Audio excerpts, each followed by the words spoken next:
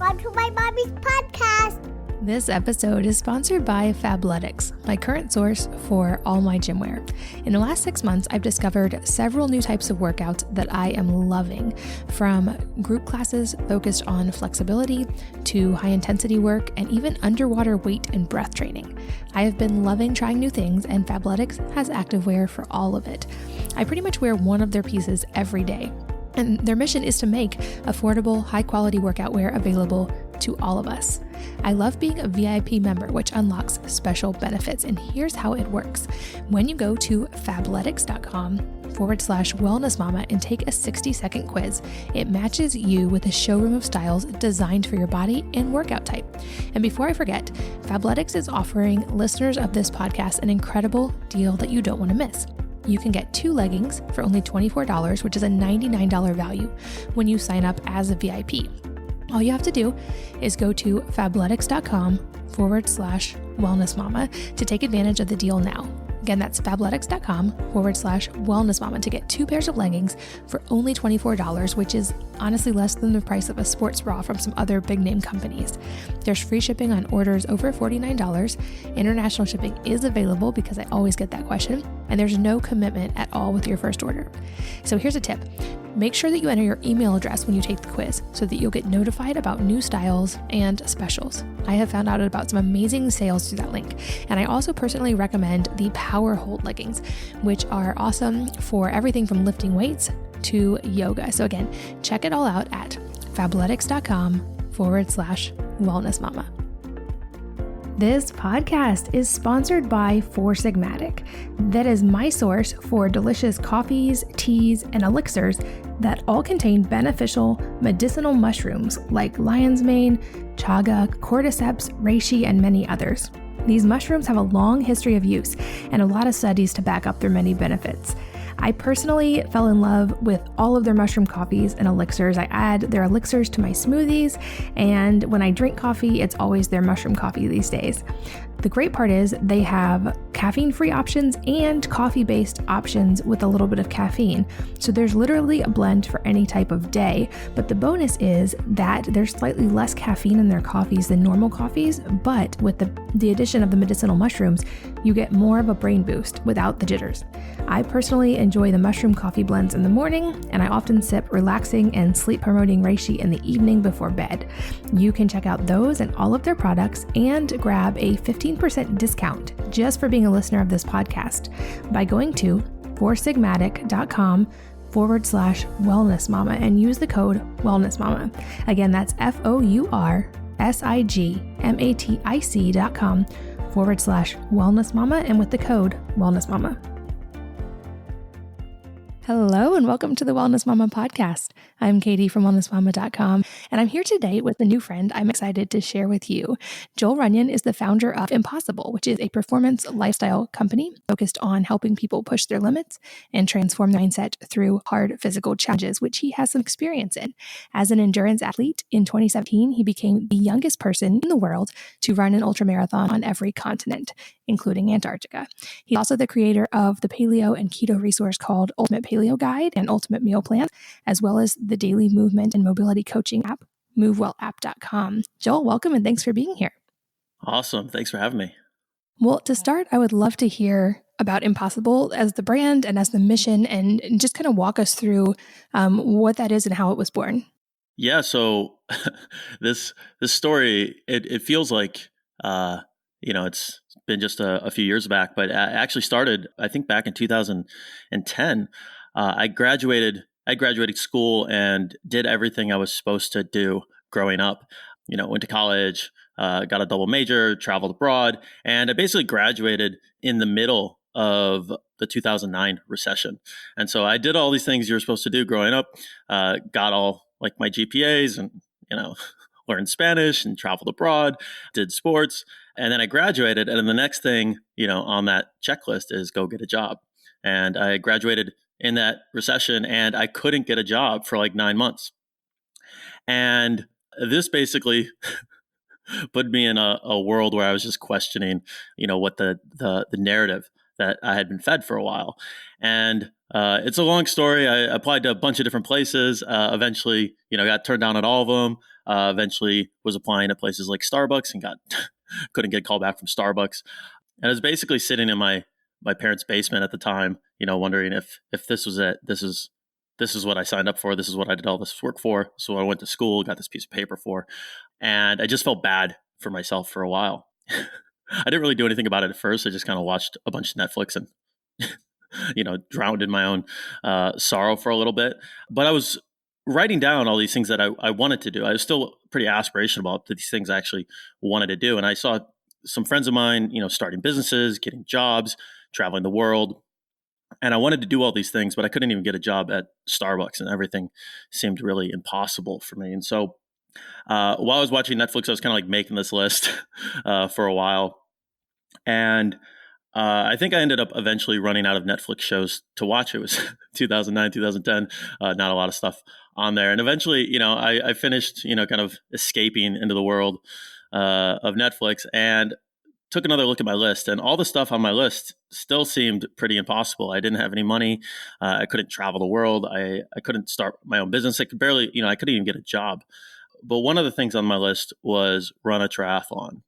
And I didn't have an excuse for why I couldn't run a triathlon.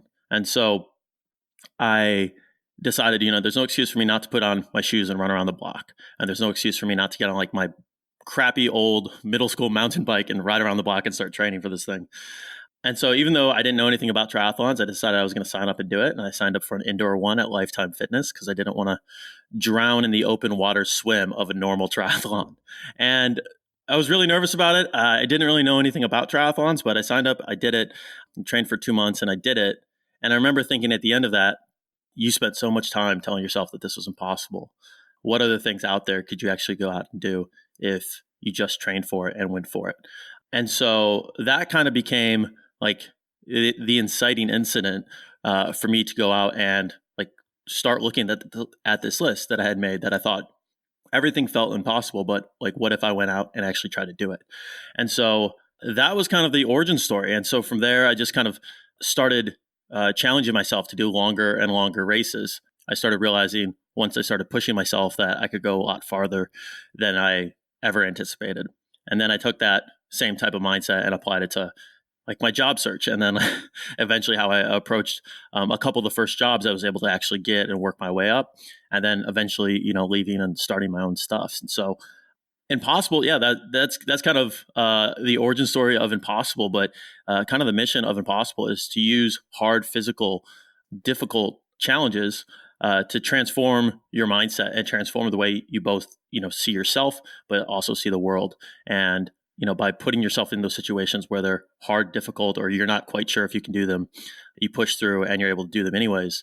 You kind of come out the other side with a different perspective on what you're capable of. And so that was the origin story. But since, I've done a lot more, I basically tricked myself through triathlons into becoming a runner, started doing a lot of ultra marathons, ended up doing several different races for charity. And I think to date, we've raised almost $300,000 for different educational nonprofits. So that's kind of, it's been 8 or 9 years or so, but that's like the quick, couple minute overview of how it got started. I love that story so much. And I love that you are doing this also to help charities as well and to bring awareness. That's amazing. For anyone who isn't familiar, so I've run a triathlon, and that is to me a tremendous accomplishment. It's no small feat. You now run ultra marathons. Can you just define what that is for anyone who doesn't know? An ultra marathon is anything beyond a normal marathon.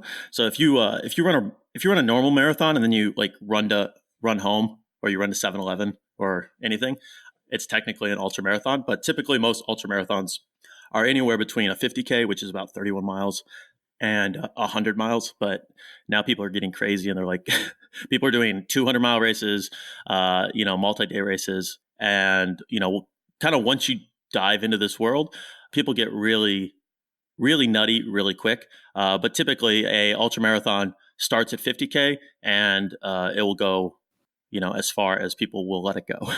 What's the longest one you've ever run? So the longest one that I did was the 100K in Antarctica. Wow. So you picked the coldest place. to run the longest. Yeah. Yeah. So it was 62 miles. I think that was that one. So, but yeah, like once you get into the space, it's like, okay, it's like 100K, but there are definitely people who do 100-mile races all the time. And then it just raises your sights on what's possible and what people actually do out there. And that was one of the mind blowing things for me was, I had kind of capped myself before I ever got in this world. I was like, I don't even know if I can do a triathlon. And so I didn't even do a sprint triathlon. I did an indoor triathlon.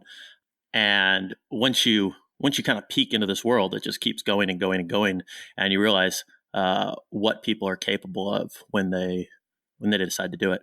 Yeah, that's amazing. And another thing you mentioned that I think it's important to talk about a little bit more is the education side, how you went to college, got the double major, you checked all the boxes you were supposed to check. And I've heard this story so many times, and it's something I think about quite a bit as a parent now, because I'm going to have kids before too long who are at the age of deciding to go to college or not.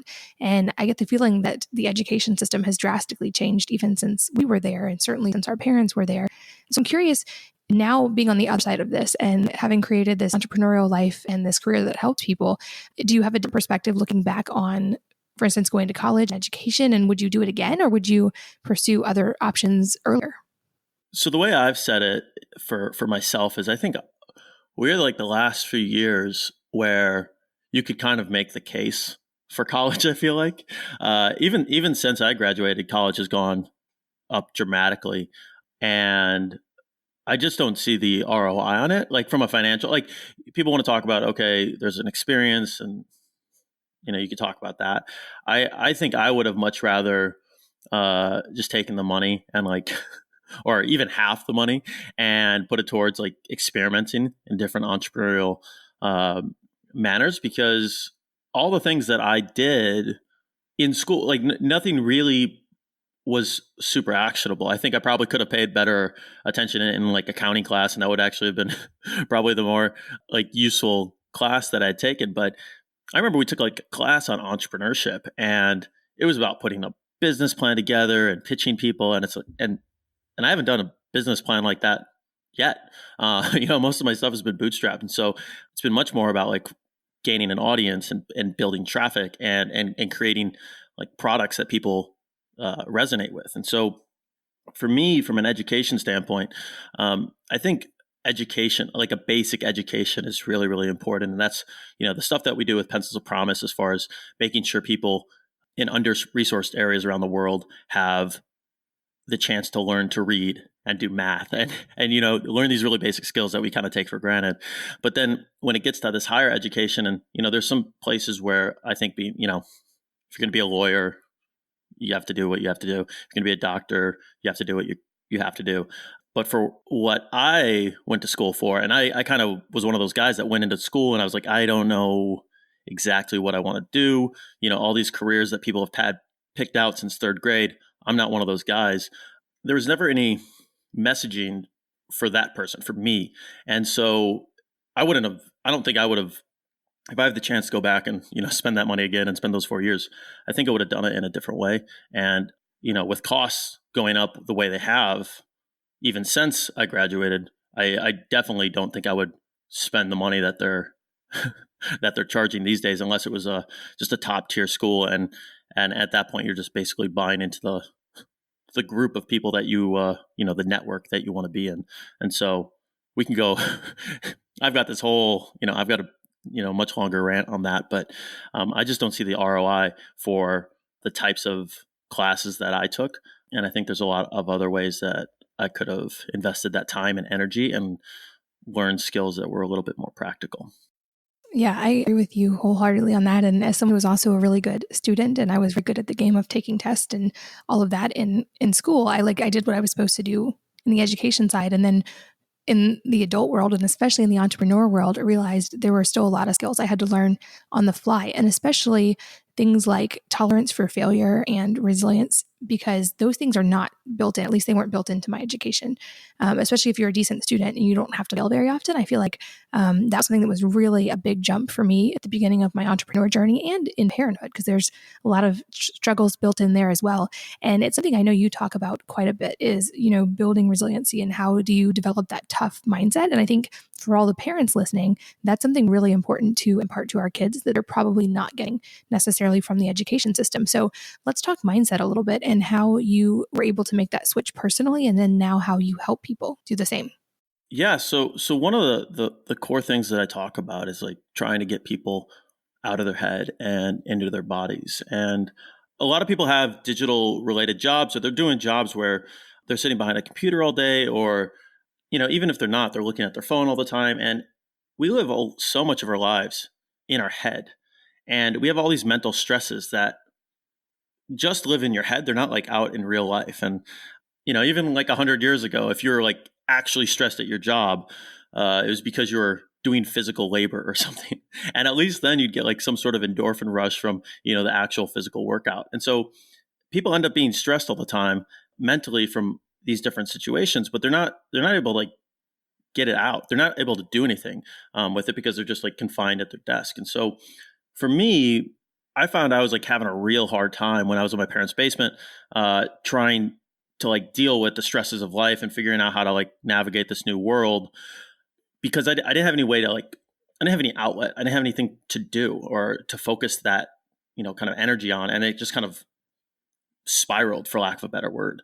And so for me, what I found is taking on these physically difficult, hard challenges does wonders for like one, teaching you about doing hard things, whether they're actually physical or they're mental. Like once I realized like I can go run 50 miles and it's really hard, and at mile 30 and mile 40 and mile 45 I'm going to want to quit, but I can keep going anyways.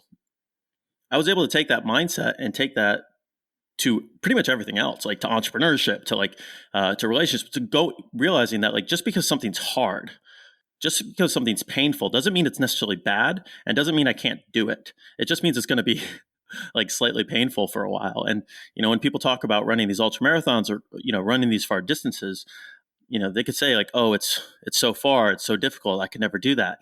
But if you like zoom out and you're like, okay, well, I'm going to be going, I'm going to be moving for 8 hours. I'll be in like maybe a lot of pain for 8 hours or 12 hours or 16 hours or whatever the number is. But it's just 16 hours. It kind of it transforms your perspective on what you're able to do and what you're able to deal with. And when you go through those things and they're actually physically difficult, where you're like, I remember at mile 45 when like my back seized up and it like I didn't think I could keep going and I just wanted to go home and I quit, and then I didn't.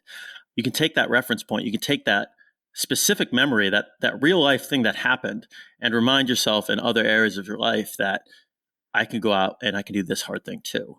And so, that's a lot harder to do if you never have like real physical experiences and you just live in your head, or you live on your phone, or you live in your computer. And if you're able to like go out in the real world, have a real meaningful, difficult experience, and be able to point to that, it's a reminder to yourself that you can do hard things.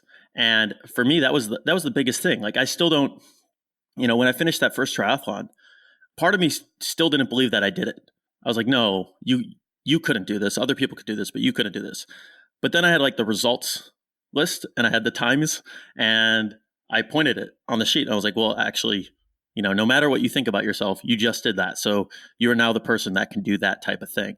So what's the next thing that's on the list, and what can you go do next?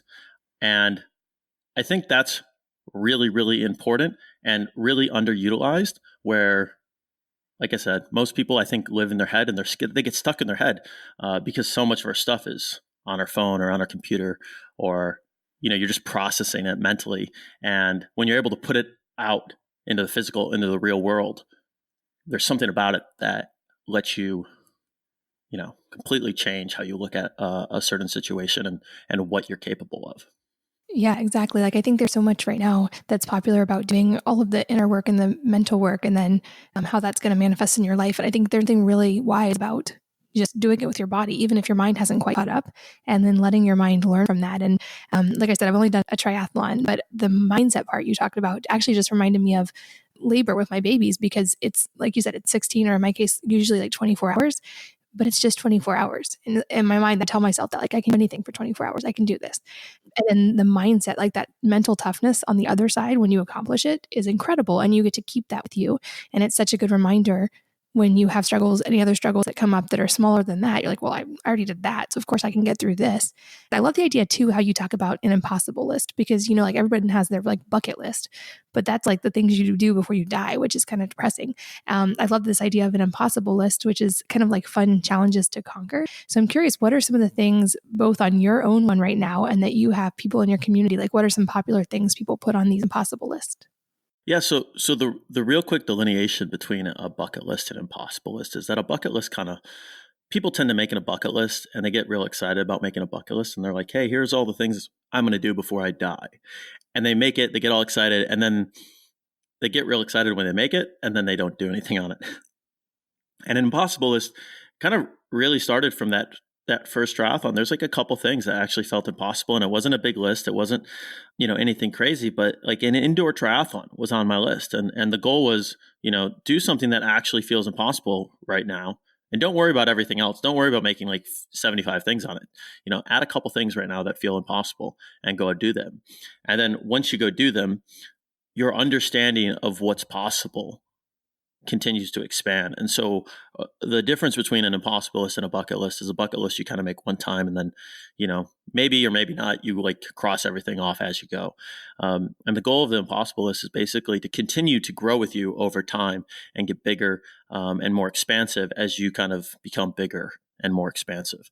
And so this has actually kind of been an interesting problem that I had, because I had, I basically went from doing these indoor triathlons, or I did one indoor triathlon, did a bunch of other triathlons, and got into running and ultra running. And I did all these ultra marathons on every continent, like we talked about a little bit. And now one of the things that I've actually struggled with a little bit is how do you do what's next after you do such a big thing?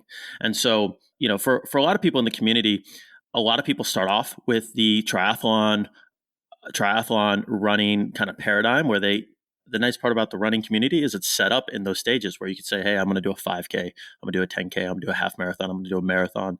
It's very gradual and it's very specifically well laid out. For me right now, I've got a couple different races that are on my radar, but they're a little bit logistically difficult to coordinate and organize. So one of them is called the Red Bull X Alps. And it's a race. It's an ultra running race / paragliding race across like the Swiss Alps. It's like sponsored by Red Bull, and it's awesome. And I don't even know how to paraglide, but I'll learn it and I want to do it. And then there's like a 7-day ultra marathon across Iceland that I want to do. And those are kind of like the next couple things for me. But a lot of people in the space, they'll start with different shorter races. And for some people who, some people say, hey, I'd love to run a marathon, but I'm 100 pounds overweight, or, it's going to take me, even if I want to run a marathon, it's going to take me 20 weeks to get started with that. And so one of the things, and this kind of ties into what we just talked about, one of the things that I have a lot of people do is, if they're just starting out and they just want to get used to doing something difficult or uncomfortable or challenging, but they're not ready for like a marathon or an ultra marathon, is I call it cold shower therapy. I did a TEDx talk on it a long time ago, but since like Wim Hof has, blown up with ice baths, and I know you're a big cold therapy fan, but I tell people do like 5 minutes of freezing cold showers or just 5 minutes of ice baths. And what I found is that's like a super simple way for a lot of people to get started doing small, physically uncomfortable activities. And it's also just 5 minutes, and anyone can do anything for 5 minutes. And so, yeah, that's kind of a quick overview of the impossible list. But one of the things that I found is that some people get really intimidated when they're like, oh, impossible list means I have to run an ultra marathon tomorrow. It's like, no, you can do it in small ways. You can do it in small formats. You can start where you're at, and the list will grow with you over time. And that's what's cool about it. I love that. And you touched on something that I think is worth highlighting, which is that kind of the idea of getting comfortable with discomfort, which is not something that's common in our society anymore. Like we have the ability a lot of times to just be comfortable all the time. And I'm so with you on the cold. I think Actually, it's been one of my best teachers because I was never great at meditation or like quieting my mind because it's just always going in a million directions. And when I get in, 40 or 38-degree water, I'm instantly able to have singleness of thought and just breathe. And so it's been a great teacher for me. And it's also that mental teacher of that I can do this for 5 minutes and I'm not going to die from this. So I love that. I'm curious just out of curiosity, what your training regimen looks like, especially for some of these more obscure races where like it's paragliding or it's more than just running. How do you train for that? Well, the paragliding one, I don't know yet. I need to go take lessons or something. But that's an interesting challenge where you're like, oh, I'm going to become a beginner again, and I'm going to be really bad at this. And I think that's always a little bit scary, especially once you've gotten slightly proficient at something, to go be bad at something again and remember how it is to look stupid and mess up a bunch. So right now, my training regimen is just actually, I really focused on just lifting weights a lot the last few years, or the last year probably. But while I was doing the ultra marathons, this is something that's actually interesting. Is I launched this 777 project a while back, and 7 ultra marathons, 7 continents, and we wanted to build 7 schools. And when I first started, I was just like, I'm going to just start running all the time. I'm going to run when I wake up. I'm going to run before I go to bed every single day. Run, add a bunch more miles, you time on your feet. I got to get used to going these distances. And so I was training. I was actually in really great shape. And I go down to Patagonia, Chile to run this first race. And 26 miles in, I come around this curve where there's a tailwind. So there's a 25 mile per hour tailwind. And so it's kind of boosting you along the course and you're feeling really good. 26 miles in, I come around this corner, the wind shifts and basically blows me across the road. I'm running downhill and end up trying to catch myself basically as I go downhill. End up rolling my left ankle really bad. I've been an athlete for a long time. I've rolled ankles before. I was like, okay, you're just gonna, suck it up and, walk it off and finish this race. Spoiler, I couldn't actually run the rest of the race, but I did finish it. I like limped the rest of the way home, and I thought, okay, I'm just going to ice this and I'll be fine, when this is all said and done. And it turns out I got back home after the race, and I went from running 20 miles to barely being able to run like 2 blocks. And I was like, oh no, something's wrong. And what happened was I basically severely sprained my peroneal tendon. I didn't quite like snap it, but it was pretty bad. And I started realizing that just running all the time is not the answer. And so what happened was I had to do 6 months of rehab to get back to the point where I was able to run again. And then when I was finally able to actually start training again, I ended up running actually a lot less than I had previously been running, but doing a lot more cross training and a lot more mobility and recovery work. And what happened was that allowed me to basically run the next 6 races within a period of like 3.5 months. And what I realized was there's a lot more to running and staying healthy and a full training protocol than just running all the time. And so I've really tried to kind of maintain that. I really like the overall idea of being functionally fit and not just being like, okay, I've got big muscles or I could do whatever, but being ready for any adventure that comes my way. I never want to be able to. Never want to have to turn down an adventure because I'm not in the shape I need to be to go and do that. Whether that's climb a mountain or do this ultra marathon or go see these random parts of the world that you can only get to on foot. I really like that kind of personal challenge because I've never thought about myself as a runner. I'm not a small runner guy. A lot of runners are 5'5" and 120 pounds or something like that. I'm 6'2" and 210. I'm a big dude, and so for me, fitness and these challenges have always been about what can I find out about myself during these ultra marathons, and then 2, what can I see in the world that I would normally never get a chance to see? And those 2 things combined are it's a much better reason to me to be fit and to get into shape and to be able to be functionally, healthy to do all these different things than just to be like, hey, I'm going to go flex in front of the mirror for, like a couple hours. I like the idea and the challenge of going out in the world and doing these types of things. So I don't know if that answered your question, but that was a little bit of a ramble, if you will. It does. And as someone who also does not feel like a natural runner, and pretty much anytime I run, I'm just like, oh, when is this going to end? I much prefer weight training. And I've read some interesting studies actually, and from coaches in different types of sports that are using really heavy weight training actually to train their endurance athletes or their sprinters, because it's supposed to actually increase certain muscle fibers and the ability to, I guess, have increased endurance and fast twitch fibers. Have you seen any of that data, or has that been true in your experience? Like, are you able to get those same benefits without having to do as much endurance? Because I know there's also some data that extreme endurance and extreme cardio all the time can be detrimental over the long run as well. So I found that the weight training actually like muscularly balanced me out, because I'm a very like if you look at me, I'm very quad and calf heavy. Like I'm like very happy with the way I run. Even like I'm just a quad and calf heavy person. And what actually I found out, this freak accident that happened in Patagonia was really, it was a little bit of a freak accident, but it was kind of just like waiting to happen, because long story short, I've super tight hips. I have kind of weak hamstrings and glutes. And so what was happening was my stride was getting off. And, this would have happened one way or another, but basically one hip was tighter than the other. One stride is a little bit shorter. And it was basically, I was just kind of reinforcing, like once you have a weak muscular group or like a specific area and you don't do anything to address it, it just kind of dig yourself a rut, if you will. And so what happened when I started weight training was I started actually rebalancing myself a little bit. I started building hamstring and glute strength, and I started like actually changing the way both my form and kind of how my overall running gait, like the performance of my overall running gait. And so that on its own, like beyond, people want to debate the merits of, strength training versus cardio and all this other stuff. And for me, I found, and I think you're seeing a lot of runners really start to realize this, is that it's really easy to develop bad habits while running.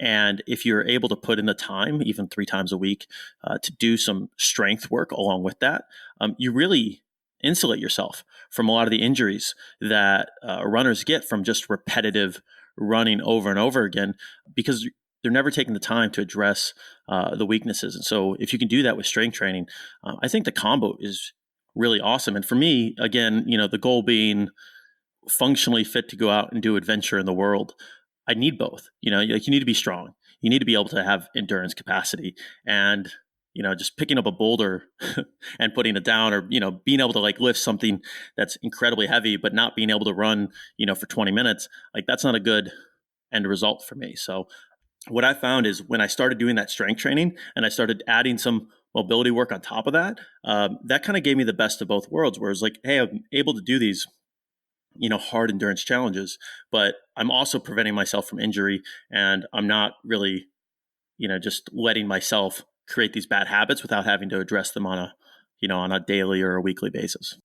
That makes sense. And you also have the MoveWell app, right? Which is for the mobility and movement side. Is that helpful as well, especially for people who are training at that level?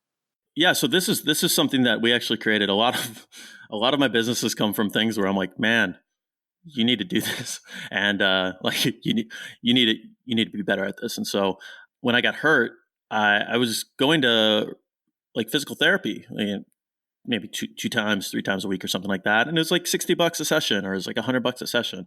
And I'd go into physical therapy and I'd be really good about doing all the work that they told me to do. And then they'd give me homework and I'd go home and I would not do any of it. And I feel like a lot of people are kind of like this, where everybody's got a foam roller, or everybody's got, like a lacrosse ball or a tennis ball that they know they should be doing something. Maybe they're not even an athlete, but they're sitting down all day and they've got lower back pain, or they've got specific issues.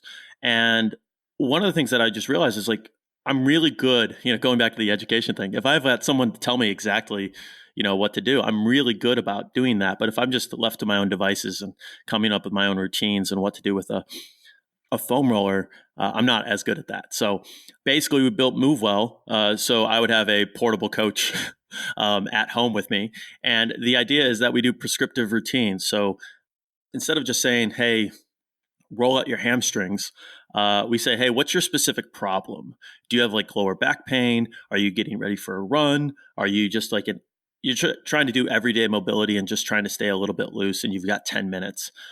We basically put together routines of specific movements that are 10 to 15 minutes long. And we have a timer, tutorials, and a coach. And we walk you through all the different movements. So you're not just like foam rolling your left hamstring and then turning on the TV and doing something else. We try to make it prescriptive. So each routine has a specific goal for it. And you're not just doing kind of a one size fits all mobility routine. So we started that actually after I got hurt. And we're expanding it quite a bit this year. And we're really excited for what's coming up with that, because I think that's one of those things where most people don't realize how much they can do. On Impossible, I talk about pushing past your limits and doing more than you think you can. But one of the like corollaries of that is that you also have to take care of your body much more than you might be able to get away with if you're not pushing yourself. So if you're just doing your everyday thing and then all of a sudden you start, really pushing yourself really hard in the gym or running or anything like that, you have to really kind of step up your level of self-care and recovery on what you're going to allow yourself to do. And so, we want people to push themselves. We want them to experience more things and do, impossible things. But we also want people to take care of themselves and recover well. And there's a quote, I'm not sure how accurate it is, but I like the message of it. And there's no such thing as overtraining, just under recovery. And what I found is a lot of people can really push themselves a lot farther than they think they can, but you have to take care of yourself first. And if you're not focused on recovery and that aspect, that's where injuries pop up. That's where, things crop up where they'll set you back, 2, 4, 6 months or something like that. And that's kind of what we want to avoid. And that's such an accurate, I feel like, correlation to life in general is like, you can push hard in any area, but you also have to put in the time for recovery and whether it be self-care or to sleep. Like most people don't even prioritize sleep enough anymore. I'm curious, do you have any sleep rituals? Because I guess training takes a pretty big toll on the body. Do you have anything that helps you sleep or maintain your sleep quality? Yeah. So I really like to take cold showers before I go to bed. Something about it calms me down. It's really hard to. I just moved to Texas, and it's actually really hard to take cold showers here. I just got the chili pad. I still haven't set it up yet, but I'm really excited about that. And then I have like sleep induction mats. I've got a couple different ones. I think I just have a general one, but then I just picked up the one from the AccuSpike guys, and I love that. That was a game changer for me. And a sleep induction mat is basically just this mat with a bunch of little spikes on it. And something about it, it just forces me to relax as I fall asleep. And then, you lay on it for 10 or 15 minutes, then you roll off. So I literally have the chili pad like right behind me, and I have to get it set up here sometime soon. But I'm excited about that. And then the sleep induction mats to me were like, when I was traveling for like 2 years straight, and I travel really light, and the sleep induction mat was so important to me that I made it a part of just my packing gear, and it takes up a decent amount of space. So it wasn't like a small commitment to, my overall luggage, but it was that important, and it was that helpful with me getting sleep on a regular basis that I decided to, keep it in rotation. Well, I mean, know where I stand, but you've got to get the chili pad out of the box. It's a total game changer when it comes to sleep. I love it. Like when I travel now, I like miss it so much, especially if it's anywhere warm. I'm just like, oh, where's my chili pad? You like call the hotel up ahead of time and be like, hey, do you have a chili pad you can set up for me? Because that'd be great. I have a friend who ships one everywhere he goes. Are you serious? Yeah. Wow. Completely. Yeah, I'm not quite to that level yet, but I love, love, love the chili pad. And they now have the one called Uller, which might be the one you have that's you can program it, I think, from your phone. But yeah, total game changer when it comes to sleep. But I would think the cold shower idea would be a similar thing, cooling your body temperature. So anybody who doesn't have a chili pad, they could try that to start with for sure.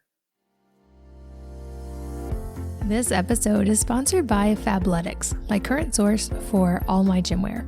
In the last 6 months, I've discovered several new types of workouts that I am loving, from group classes focused on flexibility to high intensity work and even underwater weight and breath training. I have been loving trying new things, and Fabletics has activewear for all of it. I pretty much wear one of their pieces every day. And their mission is to make affordable, high-quality workout wear available to all of us. I love being a VIP member, which unlocks special benefits. And here's how it works. When you go to fabletics.com/wellnessmama and take a 60-second quiz, it matches you with a showroom of styles designed for your body and workout type. And before I forget, Fabletics is offering listeners of this podcast an incredible deal that you don't want to miss. You can get 2 leggings for only $24, which is a $99 value when you sign up as a VIP. All you have to do is go to fabletics.com/wellnessmama to take advantage of the deal now. Again, that's fabletics.com/wellnessmama to get 2 pairs of leggings for only $24, which is honestly less than the price of a sports bra from some other big name companies. There's free shipping on orders over $49. International shipping is available because I always get that question, and there's no commitment at all with your first order. So here's a tip. Make sure that you enter your email address when you take the quiz so that you'll get notified about new styles and specials. I have found out about some amazing sales through that link, and I also personally recommend the Power Hold leggings, which are awesome for everything from lifting weights to yoga. So again, check it all out at fabletics.com/wellnessmama. This podcast is sponsored by Four Sigmatic. That is my source for delicious coffees, teas, and elixirs that all contain beneficial medicinal mushrooms like lion's mane, chaga, cordyceps, reishi, and many others. These mushrooms have a long history of use and a lot of studies to back up their many benefits. I personally fell in love with all of their mushroom coffees and elixirs. I add their elixirs to my smoothies, and when I drink coffee, it's always their mushroom coffee these days. The great part is they have caffeine-free options and coffee-based options with a little bit of caffeine. So there's literally a blend for any type of day. But the bonus is that there's slightly less caffeine in their coffees than normal coffees. But with the addition of the medicinal mushrooms, you get more of a brain boost without the jitters. I personally enjoy the mushroom coffee blends in the morning, and I often sip relaxing and sleep-promoting reishi in the evening before bed. You can check out those and all of their products and grab a 15% discount just for being a listener of this podcast by going to foursigmatic.com/wellnessmama and use the code wellnessmama. Again, that's foursigmatic.com/wellnessmama and with the code wellnessmama. So I knew this was going to fly by so quick because you're so fun to talk to, but I can't believe we're getting near the end already. And there's a couple questions I really want to hear your answers to. The first being if there is a book or number of books that have really changed your life or your mindset in some way. If so, what they are and why. Yeah, so the book that I always tell people about is called A Million Miles in 1,000 Years by an author called Donald Miller. And I've read this a couple times over the years, but this is one of the ones I read when I was living in my parents' basement. And the author basically talks about looking at your life like a story. And he asked the question, if your life was a story, or if your life was a book, would anybody want to read it? And what I realized in my parents' basement was that if my life was a story at that point, it was a story about a guy sitting on his couch watching a bunch of other people live interesting stories. And so I was like, oh, I need to change something. And so that was probably the most impactful book, just from a perspective shift, because then anytime I come up to a big obstacle or something that's hard or difficult, it's not all of a sudden something that's hard or difficult. It's just like a challenge in the storyline. And, if you ever go watch a movie and there's no big obstacle in the movie, it's a pretty boring movie. If there's no challenge the protagonist has to overcome, there's no reason for you to be at that movie. And so that book's been super impactful, and it lets you kind of step outside your first person narrative and look at yourself as in third person and be like, okay, what would I want a generic character to do in this situation? And then you're able to kind of transport yourself into that character and be like, okay, let's play first person now and like, let's go do the hard thing because that's what a good character does. And so that A Million Miles in 1,000 Years, really recommend it. It's probably one of my favorites. And it's super helpful if you're looking kind of for perspective shift. I love that. And that's a new recommendation on this podcast. I'll make sure that link is in the show notes. Yes. Any like parting advice, words of wisdom that you leave with the listeners today? I think, this is kind of what we've just been talking about the last last 40 minutes or so, but I think people really undervalue the importance of hard physical challenges. And the more I think about it and the more I do it, the more I keep coming back to that. And it's so easy to be comfortable, and it's so easy to even talk about this stuff. There's a million podcasts out there right now. Be like, growth begins at the edge of your comfort zone. And, people talk about it, or people post on Pinterest or Instagram, and they talk about getting outside their comfort zone. But if you tell someone to jump in like an ice bath, they'll fight you about it. And what I found is just the daily practice of finding something that's not just uncomfortable, but is actually physically hard or physically difficult, but also, if you can, physically difficult, but meaningful. And that can be meaningful to you in whatever way that means. But I find those experiences that I've taken on that have been very, very difficult, where I've wanted to quit it multiple times and I somehow dug deep enough to push through, those are probably the most transformative experiences I've had. And I think we have like a pretty big lack of them just in modern society. And so there's like a specific challenge. I would say, if people, don't have an ice bath or something like that, I always tell people to take 5 minutes of cold showers. If they want to practice doing something that gets them uncomfortable, you're already taking a cold shower. You're already turning the dial one direction. All you have to do is turn it the other direction and do it for 5 minutes. And it might be hard. It might be difficult. And you might, not like this guy on the podcast that you're listening to. But when you're done, you realize it was hard. It was difficult, but it was just 5 minutes.